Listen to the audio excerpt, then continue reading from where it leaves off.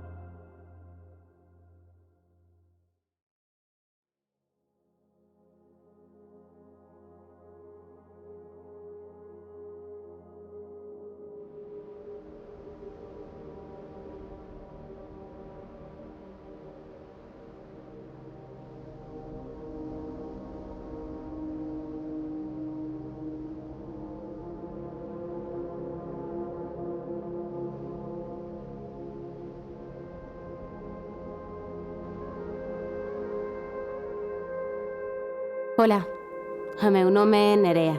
Son activista de Ecoloxistas en Acción e vou contarvos unha historia. Unha historia ben triste. Aconteceu hai 20 anos, nas costas da miña terra, Galiza. Eu fui unha das miles de persoas que estiveron limpando que outros enzoufaron sen vergonza ningunha. Esta historia fala da avaricia duns, da traición doutros, da dignidade de moitos. Fala tamén do pouco que aprendemos e do moito que esquecemos xa, pero sobre todo, das consecuencias que pagaremos se non mudamos as cousas. Non me credes? Escoitade con atención. Coido que nos fai moita falla. Como toda boa historia, comezaremos cun prólogo. Aquí vou contarvos o que atoparedes nesta hora e pico de filme. O primeiro que tedes que saber é que levo 6 meses pechada nesta puta casa. Que temos que comezar a rodar e que o meu compañeiro de proxecto está a piques de chegar.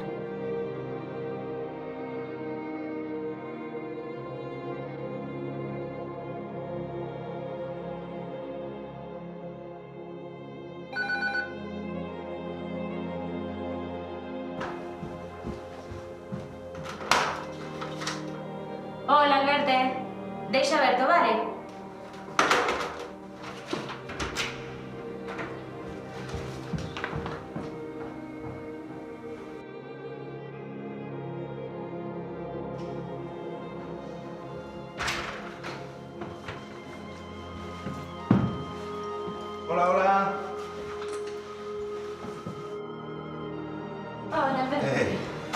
Por fin. Sí. Veña, Patrociño, queres? vamos a arrancar. Sí, veña. Veña. Sí. Pero vamos a darle caña, temos Sí. moi pouco tempo, vale? Vale. Como vai ese guión? Pois mira, está por aquí. Lo temos aquí todos os papéis. Vale. Mañán sales. Sí. Entrevista, xocas. Sí. Podes parar por casa, se queres. Primeiro, carga pilas, ese que foron 6 meses duros. Vale. Teñamos o guión como teñamos, arrancamos xa, vale? Vale. Bueno, pero queres unha cadeira? Vemos todo tranquilamente. Vale.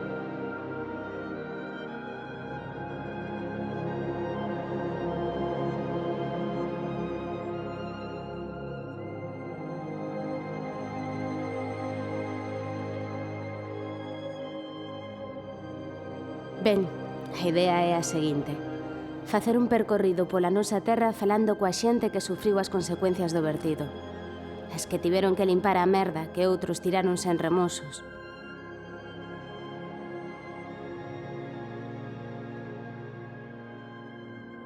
Cando comecei a estudar o desastre do Prestige, cría que todo se debera a unha cuestión de soberbia. A soberbia duns gobernantes que pensaban que barrer para debaixo da alfombra non ia ter consecuencias. Lembremos como estaban as cousas daquela. O ladrillo, as privatizacións, os bancos que daban cartos á esgalla porque todos éramos de clase media, e aínda por riba crendo que quedarían impunes, cousa que por outra banda logo se confirmaría. Semellaba como a se ninguén se decatase da desindustrialización, da precariedade laboral e da subordinación total a Europa. Manuel Fraga levaba 12 anos na Xunta e Aznar gobernaba desde Madrid. Aquí o exministro de Franco facía e desfacía a vontade e era aplaudido pola meirande parte da poboación. Eu particularmente penso que toda esta historia ven demostrar o especial desprezo cara a Galiza e as nosas cousas, o abandono do noso mar e da súa xente. Lembremos tamén que Galiza, que se sufrira durante os 30 anos anteriores ao caso do Prestige, 7 dos 11 desastres marítimos de Europa, o 13 de novembro de 2002 seguía estando na mesma situación de abandono de sempre e sen os recursos para dar resposta a esta nova catástrofe no mar. Tampouco na terra. Nestas condicións e por falla absoluta de apoio institucional, foi a xente a que respondeu cando todo se foi ao carallo, a que comezou a limpar, a traballar a arreo para solucionar o que outros dixeron que non volvería a acontecer. Pois ben, a estas persoas ímoslle preguntar que é o que recordan. Elas son a voz deste filme.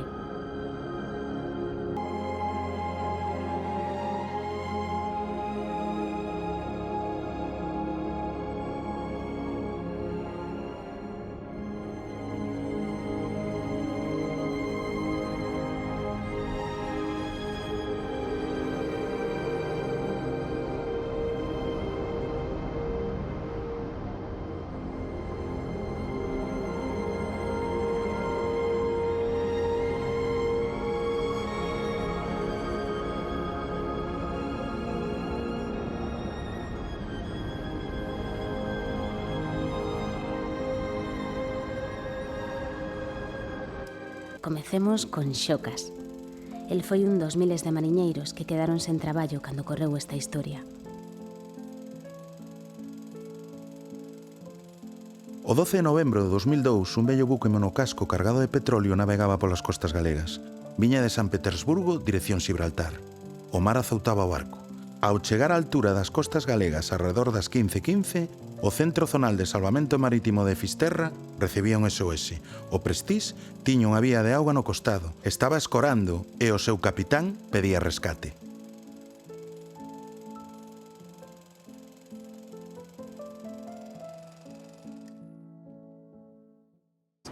Que pasou pola cabeza de Xocas cando deron os sós, non? Mano, cando ti dicías, cando foi iso, esa cousa, dices ti misma, isto está che poñendo bonito.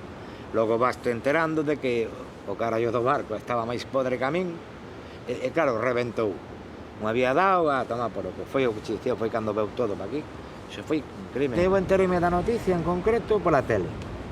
Pero era o que che dicía, eu nunca pensei que chegaría aquí. Logo salen os guapos de turno, claro, dicindo, no, aquí non chega, son, como decía o Pampa naquel, son unos hilillos e tal, e os hilillos. E mira ti en que acabou todo iso. Inda ahora se sabe. Non se sabe o que é, que está aí a 4 kilómetros do fondo. E tuveron que ir abaixo, tapanar, van un Cristo. Pero paremos un intre. Antes de continuar, temos que preguntarnos cales foron as causas do desastre. Diredes que foi o mal estado do barco, o mal tempo, a mala sorte. Para nós, a causa principal está relacionada co sistema mesmo. Un sistema que ten como obxectivo xerar capital a calquera prezo. Os estados xenerarán as condicións para facelo. Por exemplo, creando leis que beneficien que isto sexa así e facendo que sexa cada vez máis doado evadir responsabilidades. Sí, señoras e señores, a culpa é do capitalismo. Xa o dixen. Pero a verdade é que o caso do Prestige é un crimen estatal corporativo. Entre todos aliaron, entre todos se taparon, e fomos nós os que as pagamos. Nada novo se botamos un ollado ao pasado e vemos que, como sempre que falamos de grandes mercados, as perdas socialízanse e as ganancias quedan privatizadas. Para entendelo mellor, fagamos un resumo dos pais da criatura. O barco, armador, familia Colutros, Grecia. Empresa propietaria, Mar Shipping NC, Liberia. Empresa xestora, Universe Marítime, Grecia. Axencia de clasificación, American Bureau Shipping, Estados Unidos. Aseguradora, London Steamship Wear Mutual Acona, Reino Unido. Bandeira, Bahamas, de conveniencia. Rexistro bruto, 44.000 toneladas. Capacidade de carga, unha chea. Construción, 1976, Xapón. Eslora, moi grande. Calado, pouco pa Coruña. Casco, simple, clase Aframax. Buah! Compañía propietaria do cargamento, Crown Resources, que usaba 3 empresas pantalla para protexer os seus responsables de accións de responsabilidade. A compañía propietaria dun holding con base en Luxemburgo, que a súa vez posee outro holding domiciliado en Gibraltar, que ao mesmo tempo é propiedade de outra compañía con base en Liechtenstein. O último holding é propiedade de Alfa Group, un dos maiores fondos de inversión de Rusia que se dedica á xestión de activos, seguros, comercios, bla bla bla, bla bla bla, menudo puto Cristo. Agora falemos un pouco de todas estes perlas. A realidade é que se roubas galiñas, o teu destino será cárcel. Pero se andas en negocios estratégicos como enerxético e és un pouco liante, a cousa cambia bastante. Fagamos un repaso. Mar Shipping era a empresa pantalla onde se agochaban os Colutros, os donos do barco, cun historial de 2 afundimentos que se saiba anteriores ao Prestige. Un en Tobago, récord da época con 280.000 toneladas de cru vertidas ao mar, e outro o Mar Exeo, que embarrancou a poucas millas do porto da Coruña, deixando afectados 300 km de costa. Estes eran os antecedentes desta xente, e aínda así, en 2002, seguían no negocio. Que pasa co dona da carga, Bueno, o dono do barco? ese pasa, un non o sei, non podo falarlo moi ben, pero eu diría que impune total, non pasa. De feito, se mal non me acordo, era o dueño dos outros dous, e seguiu co mismo. Xa viña o tío precedido de... vale? E seguiu co mismo. E hasta onde eu sei, nada, non pasou nada. Esta foi a parte máis... a que primeiro se encheu de merda o chapapote. Aí o peito, escudelo, todo iso. Iso quedou, foi correndo hasta cá, hasta Cantareira. Iso todo quedou, bueno. E logo, claro, o normal, iso xa despois foi con todo o cabalo, iso daba, e que daba puta pena ver iso, xa che digo, era mortal, sí. E aquí igual. Pero ali atacou muitísimo, iso foi, buah, ibas ali á playa calquera desas e decías, joder, cada mogollón así. E logo os pásaros todos. As jabotas, os pitorros, os cormoráns, non, claro, morreron aí, eu que sei.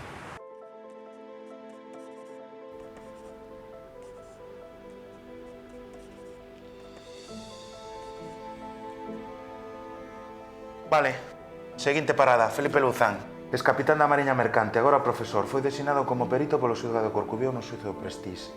Está relacionado tamén con Nunca Máis, colaborou con eles na acusación popular. Deberíamos ir entre hoxe nada mañán. E que eu teño que preparar cousas para sair da Costa da Morte. E temos moitos técnicos. Necesitamos máis mariñeiros, máis cofradías, sobre todo mulleres, porque temos moitos homes. Vale. Encárgate ti. Sí? Sí. Seguro? Seguro. O día 14, xa aquí pola mañán, pois empeza o debate a falar entre os compañeiros, non? Tomando un café ou aquí nos pasillos. Jova ese barco que sigue, a donde o levan, que van a facer con el, e todos tiñamos máis ou menos unanimidade. Cando un barco ten unha avaría, hai que leválo a un sitio de refuxio, un lugar abrigado da costa onde se poda avaliar e tomar as medidas necesarias e unha vez que se avalie a súa situación, pois tomar as decisións adecuadas, non? Os helicópteros de salvamento evacúan a 24 tripulantes aterrecidos. O capitán, o seu segundo e o xefe de máquinas fican a bordo. O Prestige está en serios problemas. Ten unha vía de auga, está escorado e vai a deriva. A situación é grave. O seu capitán decide adrizar o barco enchendo con agua de mar os tanques e corrixir as Era a única solución que había para o Prestige. Adrizalo, reduce o calao, o barco queda máis estabilizado. Cal é o problema? Que aumentan os esforzos. Como se reducen os esforzos? Metendo en aguas calmas. Salvamento Marítimo informa que o remolcador Ría de Vigo está en camiño. Sobre as 6 da tarde chega un do Prestige e de súpeto, durante 3 horas, todo queda parado. Dende as 6 da tarde ata as 9 da noite non se realiza ningunha tarefa para facer efectivo un amarre e remolcar o Prestige. Por qué? Pois porque mentres o Prestige está en problemas, comeza unha negociación entre os donos do barco Smith Salvas, empresa de salvamento privada, para pechar un contrato de rescate por un porcentaxe da carga. Esta empresa quere incluir o Ría de Vigo neste contrato, pero o Ría de Vigo tiña exclusividade co Estado. Smith Salvas fala con Fomento ata que ao final inclúese o Ría de Vigo no contrato de salvamento privado ás 9 da noite. Comezan entón as tarefas de amarre. Os representantes políticos estaban ao corrente de que se estaba negociando un rescate privado, retrasando o rescate e poñendo en perigo as nosas costas. Para min, iso supón un punto negro na nosa historia debido que o Ría de Vigo estaba ao servizo de Sasemar e atopámonos unha tirada de frausa de case 4 horas nas que o Prestige non é remolcado. Máis tarde, todos se botarían a culpa uns aos outros e o barco a punto de... Terreo perigoso, Nerea. Temos que tratar isto con moito cuidado.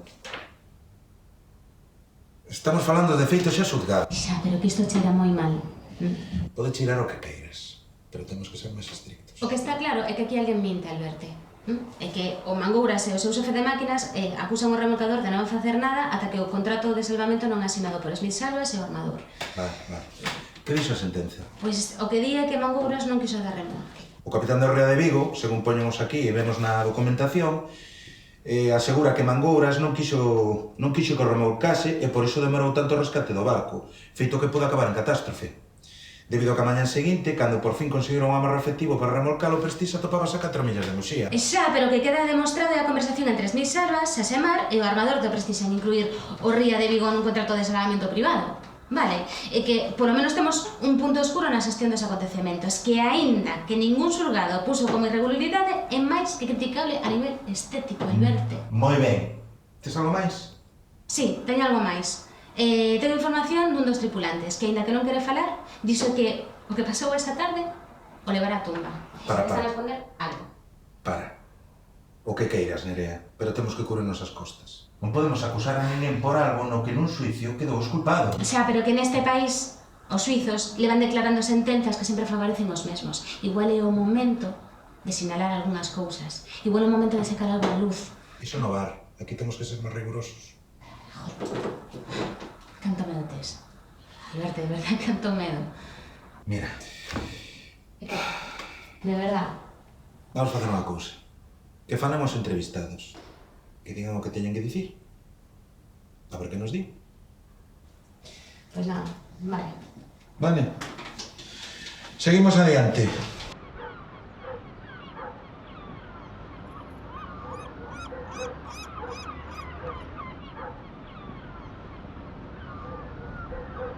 Mentras todo isto no mar non pasa nada, nos despachos hai un bulir tremendo porque Smith Salvas, que é un pouco o equipo A do salvamento marítimo, ofrécese a Univers Marítim, a empresa, digamos, propietaria oficialmente ou xestora do petroleiro para rescatalo mediante, digamos, o 30% do valor da carga e o 30% do valor do buque.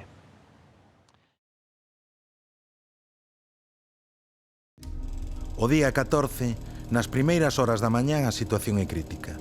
O Prestige está a deriva a 2 millas de Muxía e miles de toneladas de cruxa están nas nosas augas. Pasada mañá, faxe efectivo o amarre e comezan os labores de remolcado. Mangouras e os armadores solicitan refuxio, pero desde o goberno néganse. A decisión está tomada, hai que afastar o barco. Ante a sospeita de que Mangouras non quera arrancar motores, o goberno envía o técnico Serafín Díaz. Este arranca motores e o Prestige navega cara a súa morte. Todos apuntan a Mangouras, o capitán. Non quere colaborar na decisión de afastar o barco, e ten a súa lógica. O Prestige vai rumbo noroeste. Dereitiño un temporal e coas ondas batendo na parte afectada. O rumbo de hundimiento. O sea, é un rumbo que non busca unha solución. Creo que López Sors tomou a decisión o día 13, que lo saquen para fuera hasta que se hunda, e vamos, por exemplo, o rumbo, deciden un rumbo que naide se fixo responsable de por que se colleu ese rumbo. Despois de ir dando bandazos pola costa galega, a súa estrutura está moi deteriorada. Novas fendas comezan a soltar cru na nosa costa. O inevitable achégase. Mentres isto acontece, o goberno nega toda a posibilidade dun desastre ecolóxico.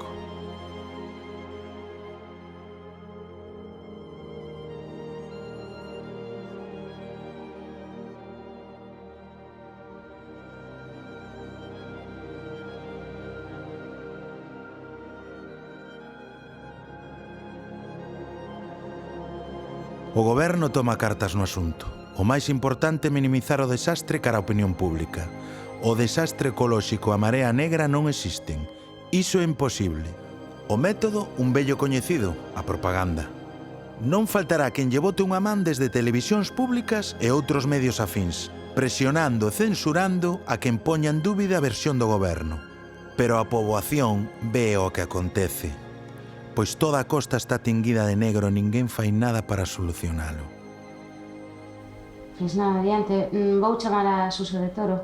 Vale, pois eu vou saindo xa e vou quedar con todos estes mariñeiros, vale? Xa te traio despois as entrevistas para que dites e bla, bla. Vale, moi ben.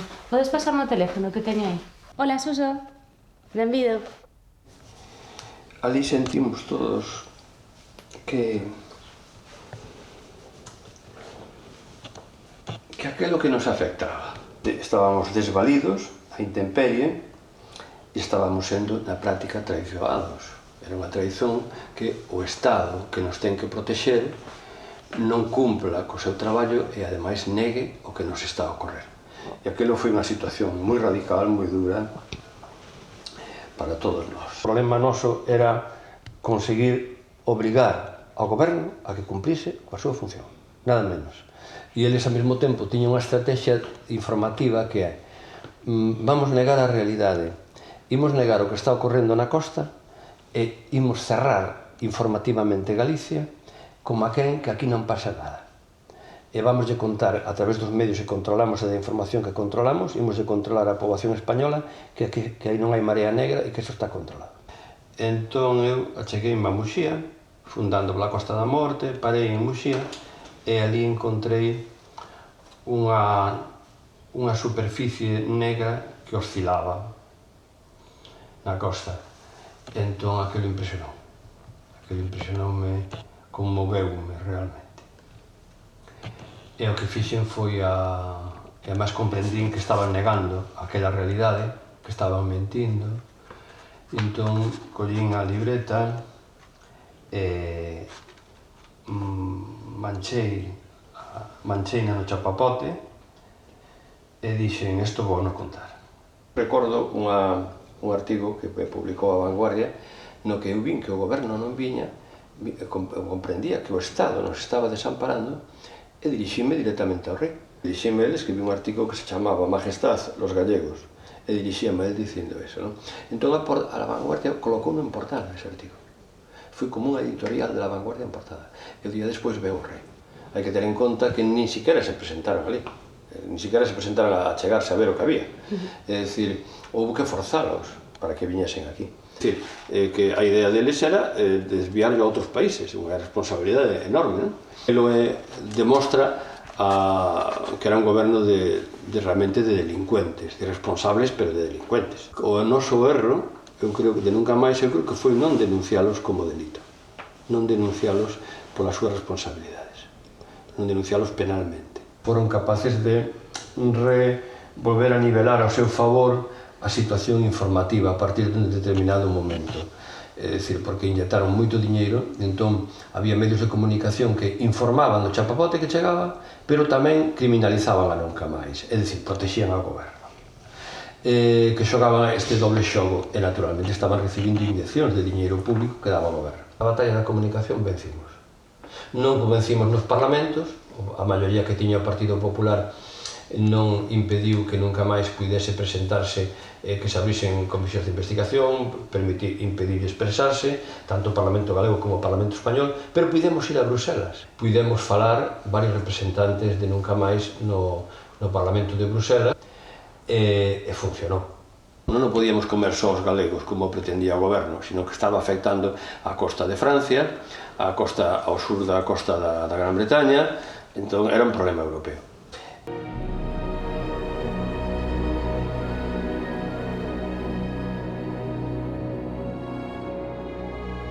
Ás 8:30 da mañá do 19 de novembro de 2002, o petroleiro parte pola metade e afúndese a 130 millas de Fisterra e a altura das Illas Cíes. Nese intre o Prestige xa vertera 40.000 toneladas de cru no mar, quedando así afectados 300 kilómetros de costa.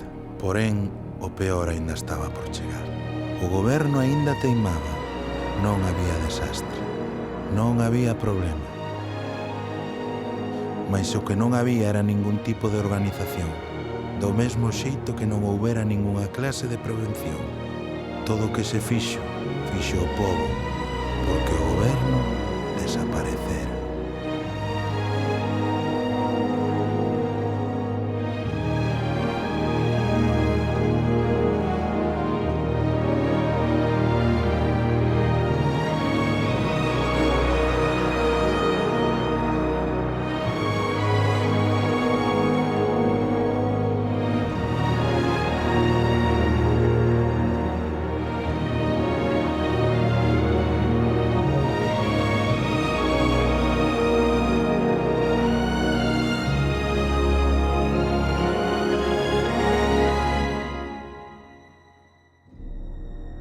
Como explicar o inexplicable? Como defender o que non ten defensa? O recordo daqueles días só me deixa unha sensación de derrota absoluta. En que estabades a pensar? Tan grande era a vosa sensación de omnipotencia que críades que os vosos actos non terían consecuencias. Nos peores intres, cando máis falle facíades, só deixastes decepción. Onde estábades cando o mar cuspía mareas negras? Fuxistes. Abandonástesnos. Fomos nós os que traballamos, fomos nós os que choramos. Foi tal a ferida que deixastes que, por un intre, fomos grandes e demos o mellor de nós mesmos. Entón, tivestes medo, porque erades pequenos e as vosas palabras eran fume. Soubestes entón que sen vos éramos quen de todo, porque estábamos todos xuntos. Foi unha cousa que nos marcou moito e debería de seguir na memoria de todos. Eu teño unha sobriña que está vivindo en Cantabria, que é moi pequeniña, ten 6 anos, e se dormiu comigo. E casualidades de la vida, ahora cando marchaba, dixen, tens que madrugar, que madrina ten que ir, que vai a facer un reportaje, e díxome, vas a ser famosa. E dixen eu, famosa non, miña vida, miña nena, voulle a contar a xente o que pasou, porque ti non sabes o que é o Prestige. E conteillo, era unha pequeniña, xa digo, 6 anos, e quedaba, es un cuento triste, díxome, porque ela fala castelán, que é cántabra. E díxome, es un cuento triste, e non é un cuento, é unha realidade que pasou, e que non nos la conten eso como un conto, que nos acordemos é que está aí, non? Porque senón, olvídase. Como empezades a afrontar todo isto? Porque ao principio vades solos.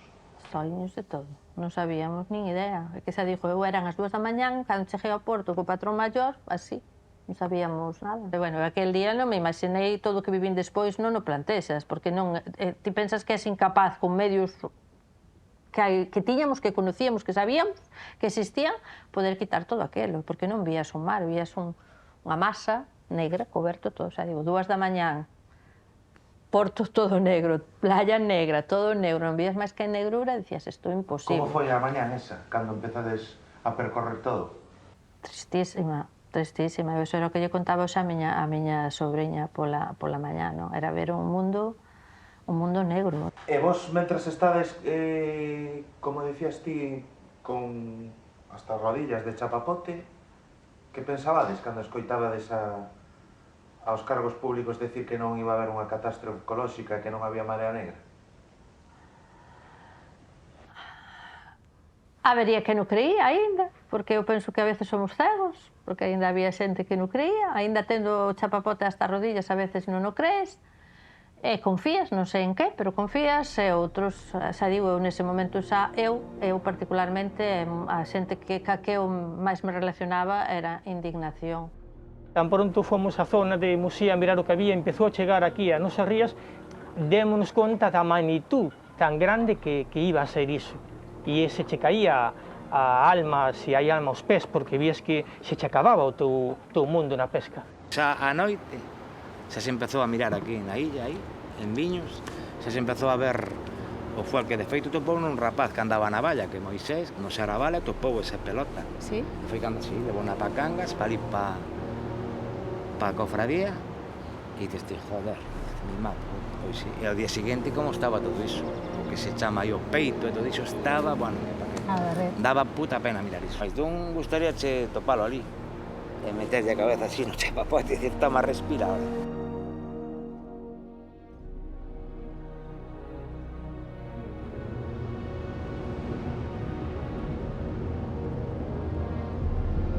E así foi como traballamos todos de xeito conxunto, buscando onde poder axudar. Éramos un lume que comezaba a percorrer toda Galiza e que chegaría ao estranxeiro. Pero o reto era inmenso. Semellaba non haber final para unha situación de vulnerabilidade terrible na que o goberno, desbordado polos acontecementos, seguía negando evidente de costas a realidade. Entón, poderíamos dicir que tiñamos un estado fallido? Non sei se fallido, pero desaparecido, sí.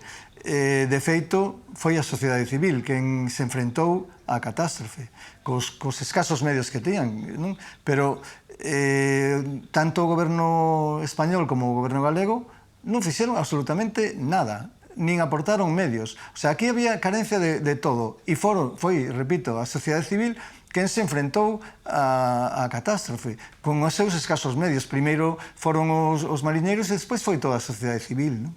E eu creo que o movimento ecoloxista e en xeral a sociedade, o que pensábamos, tiñamos unha idea, eu creo que equivocada, de que nós o que tiñamos que facer era exixir que as administracións actuasen, non? E que nós non tiñamos que solucionar o problema. Realmente tardamos pouco tempo en darnos conta de que se non o facíamos nós, non o facía ninguén. Entón, e eu creo que aí hai que reconocerlle a Adega, foi o que iniciou este movimento, non? E inmediatamente, pois, nós e outros colectivos, pois, saímos tamén, non? Realmente, se non chega a sair a sociedade civil organizada como pudo, en ben pouco tempo, por certo, a catástrofe hubiera sido moitísimo peor. O primeiro contacto importante que tuve personalmente, non, co chapapote foi en Ons. O sea, chegamos a Ons e o que agardábamos ver, bueno, a realidade superou todo o que nós podemos pensar que íbamos ver, non? Estaba todo o muelle da illa absolutamente coberto de chapapote. Todas as praias, de un lado e de outro, e as rochas do muelle, absolutamente negras, absolutamente negras. Entramos ali e íbamos absolutamente desbordados.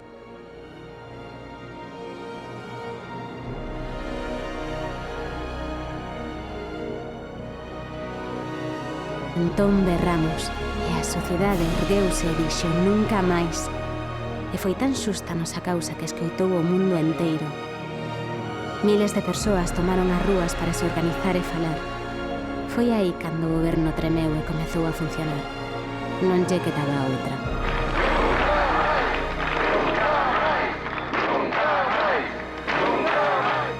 Eu creo que nunca máis xurde da potencia que ten a Marea Negra no conxunto da sociedade galega, porque veíamos que os gobernos, tanto da Xunta como o goberno central de Aznar, non facían nada. É unha mestura de toda a sociedade. Aí estaban grupos ecologistas, evidentemente, pero tamén estaban asociacións de veciños, tamén estaban sindicatos, tamén estaban organizacións do mar, estaban plataformas dos sindicatos, e sinaladamente a CIGA e o Bloque xogaron un papel moi importante. Hai unha autoconvocatoria en Compostela, nunha facultade, e, bueno, están convocados prácticamente todos os colectivos de Galicia, de todo tipo. Entón, houve representación da plataforma de Arousa. E ali estamos, un mogollón de xente, e entón entramos na fase de constituir algo, constituir unha especie de xestora, de algo que pudera, digámoslo así, coordinar e, digámoslo así, xestionar a resposta social, ¿no? Había unha distancia tan grande entre o que ti mirabas na televisión e o sentimento xeral e o que ti mirabas na realidade, cos mariñeiros quitando o chapapote coas súas mans, había unha distancia tan grande que iso o único que facía era realimentar a indignación e realimentar a movilización. Construir un relato, porque, digámoslo así, o relato das autoridades era un relato que facía aguas por todos os lados. Entón, había unha demanda social de desmontar todas as mentiras que decían e de construir algo alternativo. Nunca máis marcou o paso ao goberno, tanto central como da Xunta, en o que se refire á xestión da catástrofe do Prestige. A miña primeira impresión foi chegar ao sitio de pagar da autopista e atoparme con unha cola monumental. O sea, e ao final decidiron deixar pasar, porque, o sea, realmente era imposible, o sea, aquelo. Xa tiña que haber xente para que... Sí, o sea, no. Para que deixen pasar. Sí, o sea, non, o sea, entón, en a medida que ti te achegabas a Compostela, digámoslo así, que ese sentimento que tiñas de expectación e de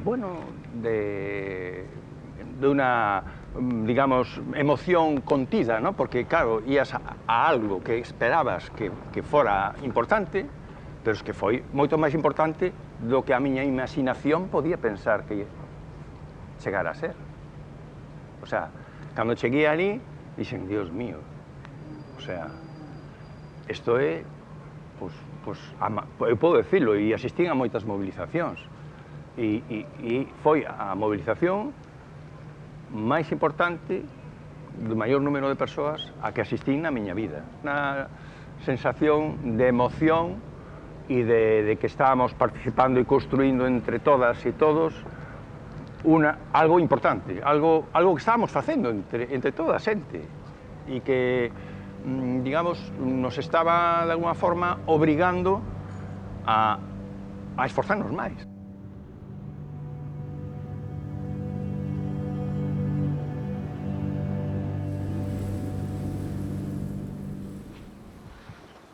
Veña, arranca que temos curto. Vamos allá.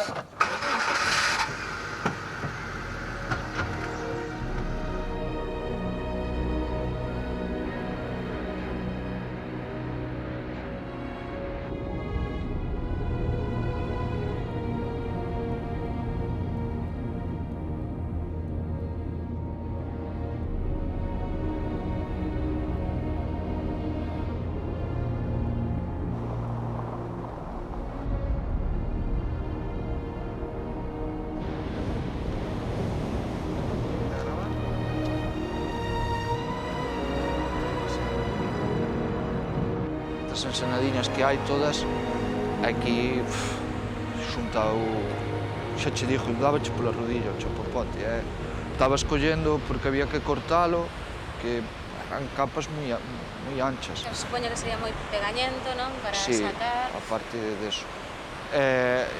Puñelo no barrañón e cando viña ao mar era mar de chapapote, porque volvía, tapábate e xa non recordo de xente que tuvamos que sacar para arriba e as botas quedar no medio do chapapote. E iso era constante. Aí na furnesa que vos dicía donde baixábamos con tirolina, enchiuse xusto unha capa tamén de chapapote aí, campal, e aínda por riba sin acceso. Foi imposible. Eu sacabas, pero volvía. Volvía outra vez. Eso estaba esprecijado todo polo mar, viñan por manchas, o mellor mirabas para fora e vías xa como viña arrimando outra mancha máis, xa os propios barcos salían a collelas antes de chegar ás pedras. Eran meses de mareas negras, unha tras outra, sen tregua, sen descanso. Non tiñamos esperanzas, e os folgos se enfraquecían. Pero cando o temporal máis nos azoutaba, chegou en mandado unha marea branca para devolvérnolos.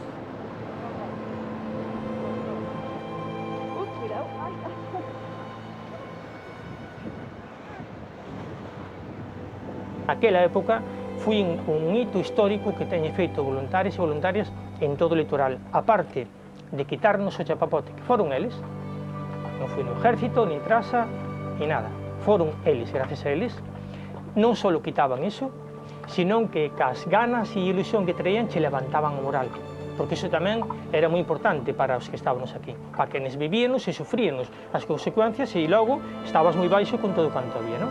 E eles che levantaban o moral, non?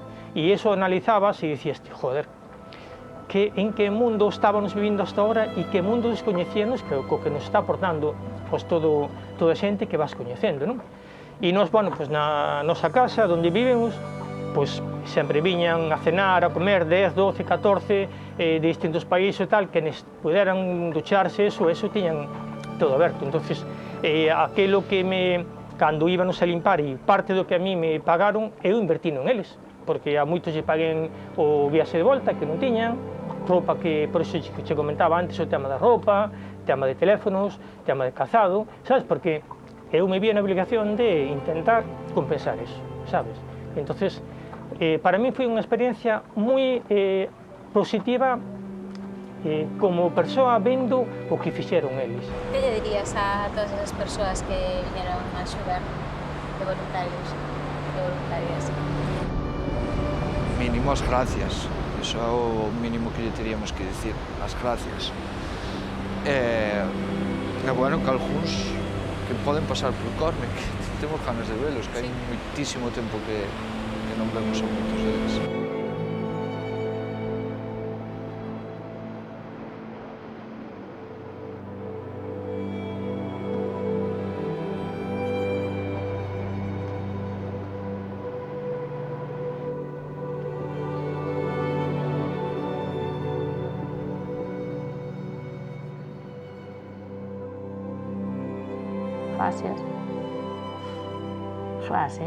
Gracias por vir e gracias por formar parte daquelo todo, porque nos facía falta apoio.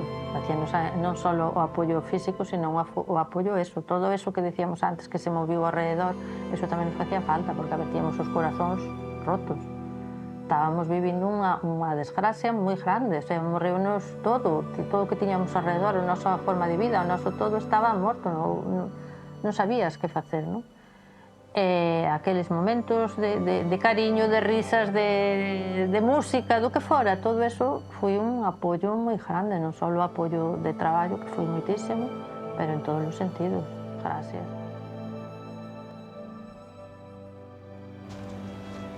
Quixeches traernos ata aquí porque este lugar é un lugar especial. Por qué? ¿Es ben? Pois porque aquí esto es una nave gigante. Cuando yo llegué estaba cerrada, abandonada, una conservera antigua. Y pues un día abrí la puerta y pues ocupamos esta nave más o menos. Ese portal era la puerta de entrada y con los días pues evolucionó como de centro de organización, de coordinación para todos los voluntarios aquí de la zona. Foi moi tan intenso como din. Sí, claro, esto era presente por todos lados. Chapapote, el trabajo duro, cuando hay temporal, está lloviendo, todo mojado, hay gente con no tanta fuerza, llegan aquí después de una noche en el autobús y por la mañana se encuentran con esta situación, pues eso era lo desagradable. Pero al otro lado fue pues esa energía que llegaba con esta gente, muchos jóvenes, que estaban con toda fuerza, queremos ayudar aquí, queremos hacer cosas y cuando algún grupo les llevaron a una playa con poco chapapote, pues se quedaron mal, querían chapapote, querían trabajar, ¿no? Claro. Entonces, esta energía positiva entre todos, pues eso es lo que hizo el equilibrio y creo que en la mayor parte de las personas pues quedó esta memoria, este recuerdo que al final era mucho más positivo que lo negativo. Nos esforzo estaba a ter a súa recompensa. A solidaridade entre nós levounos a superar o insuperable. Pero entón volveu ao poder para pedir desculpas, coa boca moi pequena, pero con palabras fermosas. Palabras que só trouxeron a nosa división. Conseguiron separarnos e facernos pequenas outra vez. Os nosos berros comezaron a ser borboriños apenas e, máis cedo que tarde, irían facéndose co que crían que por dereito era só deles. Os mariñeiros, que tal? Estivense desa altura? Non se estuvo a altura. A morte, hubo moitas críticas e comentarios por parte dos voluntarios porque estaban moitos nos bares e mirando para aqueles voluntarios que iban a limpiar. Eu lembrome, na primeira semana que empezamos a limpiar, fomos á praia de Carnota e cando fomos un grupo de 5 daqui, de 5 mariñeiros daqui, e cando chegamos ali había unhas 200 persoas e cando escutábamos falar quedamos en silencio porque ninguén falaba galego e entrou-nos vergonza porque nos mirábamos e dicíamos, pode ser posible nun Carnota, aquí en Corcubión, tal, que só esteamos 5 da comarca e toda esta xente xa de fora. Se curraba de 9 a 5, se choraba cada vez que viña marea e volvíache a manchar todo aquilo que limpiaches. E estuvemos ese primer día calaos porque nos daba vergonza falar. Estaba o nunca máis e estábamos outro máis. Esa frase fixose famosa non moi lonxe daqui, porque un montón de mariñeiros parecíalles que isto que era bo, aínda que era bo.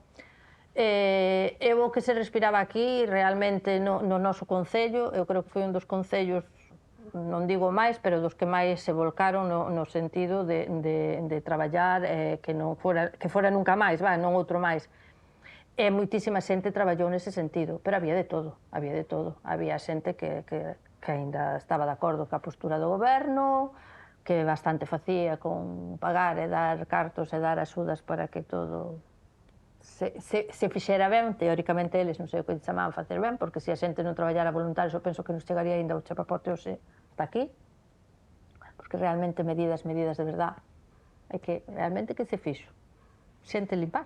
Pensas tamén que as pagas que recibiron calaron a mariñeiros, a traballadores do mar? Sí, claro que se callaron unos cuantos, porque, a ver, aquí era una zona bastante deprimida, pocos puestos de trabajo y la vida era dura. Entonces, en el momento cuando te pagan tanto dinero, pues ya tienes cuidado lo que dices. De aquello, cuando yo anduve aquí, un señor me dijo aquí, esto es como con Hitler. Se refería pues que había una situación de, digamos, políticamente de presión. Si tú hablabas abiertamente, pues te echaban del trabajo de aquí, de Traxa, de otros puestos de trabajo que tenías. Entonces, las personas de aquí que trabajaban en Traxa siempre se callaban, no decían nada en ninguna entrevista, entonces se escondía más o menos cuando venía la prensa. Pero hubo también otra gente con mucha voz y mucho fuego. E así volveron, como se non pasase nada, e dixeron quen, e como, e onde, e algún lisca de aquí. Meteron medo porque non querían perder, porque eles son o porco de pé, que come e sempre ten fame, porque o mundo é deles, e nós o seu capital humano, o seu fermoso e reemplazable capital humano. Vivimos en Ons hasta que nos deixaron. Porque... Houve un momento que non... Claro, o alcalde de Bueu decía que tiñamos que seguir en Ons, porque éramos os únicos que entendíamos como había que limpar. Asento do Parque decía que nós éramos imprescindibles, porque que o exército, outra xente, limpaba, pero que moitas veces destrozaba máis do que limpaba, e que nós organizábamos a toda esa xente. Bueno, a Xunta de Galicia dixo que nós ali non, porque que facíamos política. A realidade é que sobrarnos sobrábamos, pero para eles éramos un peligro. Xa do peor, chegou o día en que nos dixeron acabouse, xa está todo limpo, mas aínda así, milleiros de persoas quedaron nas praias limpando porque o goberno estaba aguchando outra vez a merda debaixo da alfombra para rematar a xiña canto antes.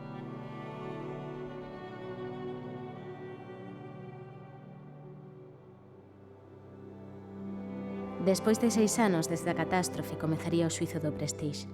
No banco dos acusados Mangouras, o seu segundo e o maquinista. Por outra banda, José Luis López Sors. O 13 de novembro de 2013 dictaríase a sentenza na que o único culpable sería Mangouras por desobediencia grave. Os demais, todos exculpados. A sentenza tamén avalou a orde de afastar o barco. Recoñécese que o barco estaba en malas condicións e faise responsable a ABS e Universe Maritime. Vaya circo. Entre eles fixérona e entre todos tapárona. Pero para nós hai unha parte da sentenza que expón. La tesis más extendida es que el Prestige forma parte de un grupo flota de buques anticuados, inadecuados para su finalidad originaria, pero que funcionan a bajo coste y con pingües beneficios. Por lo que los operadores desaprensivos se sirven de ello, amparándose en banderas de conveniencia para mantener un tráfico arriesgado, despreciando la posibilidad obvia e inminente de que se produzcan siniestros como el que se enjuicia. A continuación dice: es imposible aceptar esa tesis tan sugestiva salvo que las autoridades marítimas y las normas internacionales amparen esta clase de tráfico peligroso y de perfiles criminales, lo cual formalmente no puede aceptarse y materialmente parece inconcebible. Pois nós dicimos que é exactamente así, que se non cambiamos este sistema seguirá funcionando todo do mesmo xeito. O ecoloxismo, sen unha crítica ao capitalismo, é simplemente xardinería. Ao final, esta foi a factura do Prestige. O barco cuspiu 63.000 toneladas de cru que produciron 160.700 toneladas de refugallos. Preto de 3.000 kilómetros de costa acabaron enchoupados de petróleo, o que afectou a 1.137 praias e 45.000 metros cadrados de superficie rochosa. Sobre o fondo oceánico, unhas 526.000 toneladas de fuel provocaron a morte de centos de miles de animais mariños, e entre 115.000 e 23.000 aves mariñas. A pesca suspendouse durante máis de 6 meses nos arredores da costa galega, o que ocasionou unhas perdas de máis de 22 millóns de euros para o sector.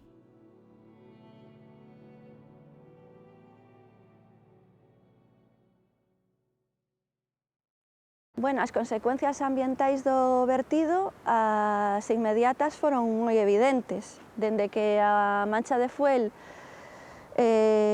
apareceu no mar e foi achegándose a cara a terra, pois as primeiras especies afectadas foron as aves, sobre todo as aves peláxicas, que son as que viven, pasan moito tempo flotando no mar, esas foron as primeiras afectadas. Despois, a medida que foi chegando á terra, pois claro, xa foi posándose no sustrato, bueno, como sabemos, donde alcanzou as rochas, cubriuno todo, todo iso, lóxicamente, morreu. As especies como os peixes, que son móviles e que poden moverse, pois non sufriron tanto a contaminación polo Prestige, pero as que son sésiles, as que viven no sustrato, como moitos moluscos, nidarios como as anémonas, as actinias, as algas, eso quedou na zona onde chegou o chapapote con tanta intensidade, morreu todo.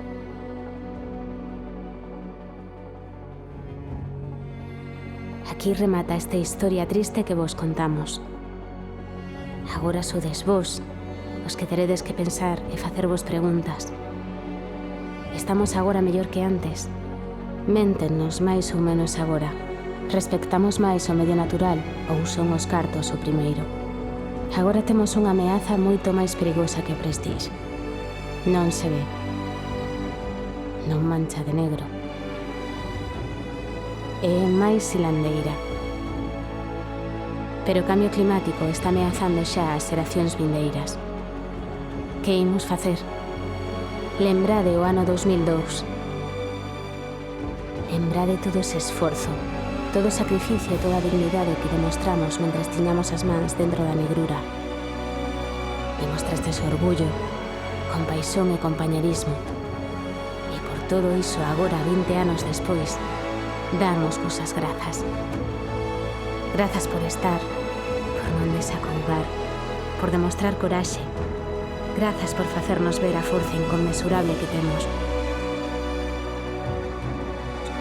A potencia que ten un acto de bondade, o valor de traballar coa cidadanía polo ben común. Os que viñestes de lonxe, esta é a vosa casa para sempre. Non haberá aquí lugar do que vos poidan dicir que non formedes parte, pois estades no noso corazón para toda a vida. Todos sodes dignos de todo o amor desta terra. É o voso exemplo que nos dará forzas para todo o que veña. O voso corazón indomable será cumio no máis alto pabillón dos ilustres. Será o voso exemplo que nos dea forzas nos momentos escuros. Cando non haxa ánimo nin acougo, o noso recordo prenderá un lume que nos dará forza para cadar o inalcanzable. A todas e a todos, desde o noso corazón, grazas.